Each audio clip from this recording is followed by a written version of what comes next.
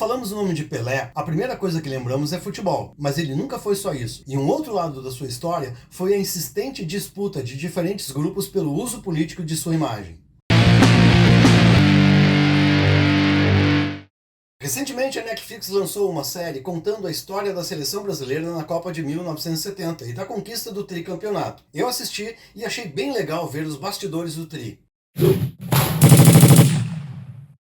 Uma parte em especial me chamou a atenção. Dias antes da Copa, aconteceu o sequestro do embaixador da Alemanha Ocidental por grupos da esquerda radical que partiram para a luta armada, exigindo a libertação de companheiros. Esse crime teve grande repercussão nacional e internacional. Foi então que o governo do Brasil, no contexto do regime militar, pressionou Pelé para que fizesse declarações condenando o sequestro do embaixador alemão. Não há registro de que Pelé tenha aceitado fazer a tal declaração. Durante a sua carreira, ele sempre evitou se pronunciar sobre temas polêmicos. E essa história é muito interessante e não termina por aí. Depois disso, nas décadas de 1970 e 1980, a inteligência do regime militar passou a seguir Pelé de perto. Monitoraram seus negócios, observaram pessoas de sua convivência, produziram relatórios sobre seus contatos e manifestaram preocupação de que ele pudesse ingressar na política pelo PDT de Leonel Brizola durante o processo de abertura democrática. E aqui aparece um aspecto bem revelador. Se os militares dedicaram tempo e recursos para acompanhar Pelé, não era porque ele representava uma ameaça, era porque representava algo muito mais poderoso. Ele significava prestígio, credibilidade e influência. Sua imagem possuía um valor simbólico extraordinário. Quem estivesse ao lado de Pelé ganhava legitimidade diante de milhões de brasileiros. E essa história ainda não termina por aí. Ela vem até os dias de hoje. Porque hoje, décadas depois do fim da ditadura, Pelé não está mais entre nós, mas ele continua sendo objeto de disputas simbólicas. Só que agora o jogo mudou. Nos últimos anos, o Brasil construiu uma nova consciência de combate ao racismo, uma legislação que pune com severidade e mesmo assim o preconceito parece não diminuir. Até no futebol, a gente viu manifestações bem chatas envolvendo o jogador Vinícius Júnior. E esse é só um exemplo. A partir daí, a trajetória de Pelé sofreu algumas tentativas de releitura. Intelectuais, pesquisadores, jornalistas e movimentos ligados ao campo da esquerda passaram a destacar um aspecto que durante muito tempo recebeu pouca atenção. Pelé também foi vítima de racismo. Então algumas vozes se esforçaram para enquadrar a trajetória de Pelé como um exemplo das contradições da sociedade brasileira. E é claro que Pelé sofreu forte discriminação racial. Ele mesmo já relatou episódios de preconceito. Foi alvo de insultos e injúrias raciais dentro e fora do Brasil. Negar isso seria ignorar parte da sua própria biografia, além da realidade social do Brasil. Mas reconhecer esses fatos não encerra a discussão. A questão que interessa aqui é outra. O que mudou foi a forma como esses fatos passaram a ser interpretados. Durante décadas, a imagem pública de Pelé esteve associada principalmente ao talento, ao sucesso esportivo e à ideia de integração nacional. Hoje, muitos intelectuais procuram enfatizar sua experiência como um homem negro, vitimizado em uma sociedade desigual. Isso significa que existe uma estratégia coordenada de um partido político para se apropriar da imagem de Pelé? As evidências disponíveis não permitem afirmar isso. O que se observa é um movimento de releitura conduzido principalmente por intelectuais, pesquisadores, jornalistas e organizações ligadas ao campo progressista que passaram a interpretar a trajetória de Pelé sob uma perspectiva das relações raciais e do chamado racismo estrutural. Essa distinção é importante, porque uma coisa é afirmar que existe uma nova interpretação da figura de Pelé. Outra, muito diferente, seria afirmar que há uma articulação política organizada para transformar sua memória. Os documentos históricos não permitem demonstrar isso. O que demonstram é algo igualmente interessante. Em diferentes épocas, grupos distintos enxergaram em Pelé um símbolo poderoso. Na ditadura, os militares compreenderam o peso político de sua popularidade e chegaram a se preocupar com a possibilidade de que ela fortalecesse adversários. No Brasil contemporâneo, pesquisadores e movimentos sociais reinterpretaram sua trajetória à luz de debates atuais sobre identidade, racismo e memória histórica. Os atores mudaram, o contexto mudou, as perguntas mudaram, mas uma coisa permaneceu exatamente igual. Pelé continua sendo grande demais para pertencer a uma única narrativa. E esse é justamente o maior sinal de sua importância. Quando diferentes gerações continuam disputando o significado de uma mesma figura histórica, é porque ela deixou de ser apenas um personagem do passado. E no final das contas, Pelé nunca negou a existência do racismo. Falou diversas vezes sobre o preconceito que enfrentou dentro e fora do campo, mas escolheu não fazer dessa experiência o centro da sua identidade pública,